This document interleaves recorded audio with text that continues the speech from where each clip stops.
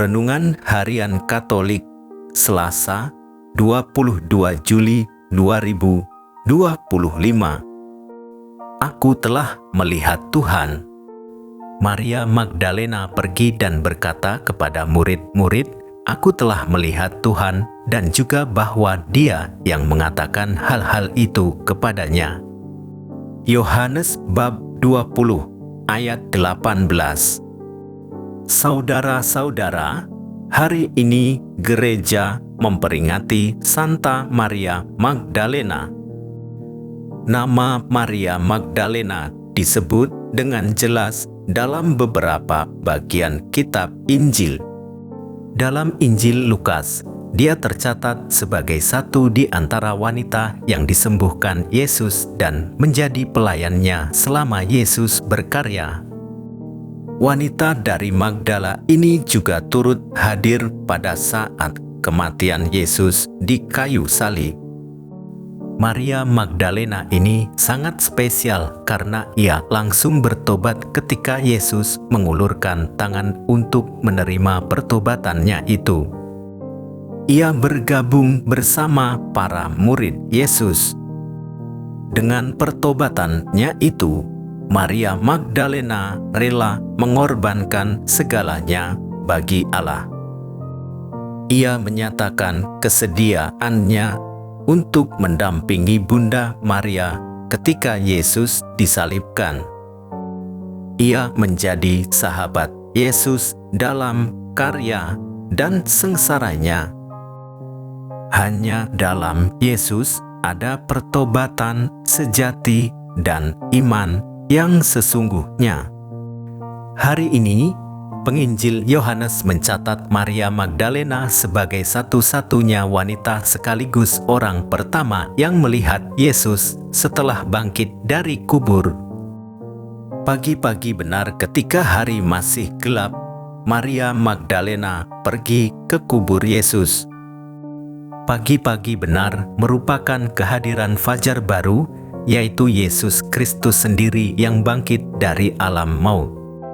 Melalui kisah ini, penginjil Yohanes menggambarkan betapa dalamnya cinta seorang pengikut Yesus seperti Maria Magdalena yang peka dan aktif menyambut sang fajar baru. Kepekaan dan keaktifan Maria Magdalena berujung pada kebahagiaan di mana ia menjadi orang pertama yang melihat Yesus yang bangkit. Maria Magdalena sangat mencintai Yesus. Ia pergi ke makam untuk mencarinya, tetapi ia takut diketahui orang-orang Yahudi dan batu yang menutup makam Yesus terlalu besar. Karena itu, ia datang saat hari masih gelap, saat penglihatan masih agak kabur. Ia menguatkan hati untuk terus berjalan. Ia terkejut ketika dari jauh terlihat batu penutup makam sudah tidak pada tempatnya. Tanpa masuk, tanpa pikir panjang, mungkin juga dipengaruhi kegelapan, suasana dan kesedihan hati, ia berlari menemui Petrus dan Yohanes dan melaporkan bahwa jenazah Yesus hilang diambil orang. Kedua murid pun datang tergopoh-gopoh untuk melihatnya. Sesudah itu, kedua murid itu meninggalkan makam.